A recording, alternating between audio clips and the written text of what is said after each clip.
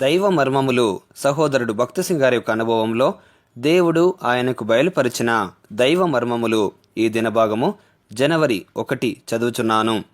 యెహోవా యందు ఆనందించుట వలన మీరు బలమొందుదురు. నెహెమ్యా గ్రంథము 8వ అధ్యాయము 10వ వచనము. దేవుని సంతోషము ఆయన బిడ్డలందరికీ చెందవలసి ఉన్నది. దినదినము ఆయన వాక్యమును ఎందరైతే తమ హృదయములలో ప్రవేశింపనిచ్చి దానిని విశ్వాసంతో అంగీకరింతురో వారెల్లరూ దేవుని ఆనందమును పొందగలరు. నెహెమ్యా 8వ అధ్యాయంలో ఇశ్రాయేలు ప్రజలందరూ ఏక మనస్సుతోనూ ఏక తాత్పర్యంతోనూ ఆ వాక్యమును నూతనముగా వినుటకై కూడుకొని ఉండిరి. దేవుని సేవకులు వాక్యమును బోధించుచుండగా వారి హృదయములు సంతోషభరితములయ్యెను. వారికి బహు సంతోషము పుట్టెను. నెహెమ్యా గ్రంథము 8వ అధ్యాయము 17వ వచనము. మన మొండితనము బుద్ధిహీనతల చేత మన గతించిన జీవితము నిష్ఫలముగాను అపజయములతో కూడినదిగాను ఉండవచ్చును.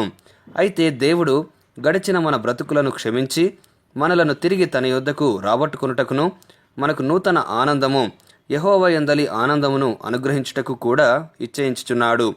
ఆ ఆనందము మన బలముగా ఉండవలెను.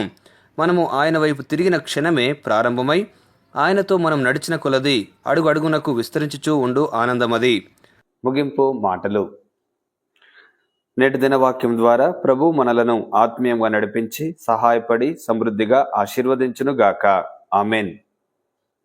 దైవజనుడు భక్సింగ్ గారి యొక్క వర్తమానములు, అందులో దైవ మర్మములు, అలసిన వాణిని ఊరడించు మాటలు పుస్తకములు మీ కొరకై ఈ ఛానల్లో అందుబాటులో ఉంచాము.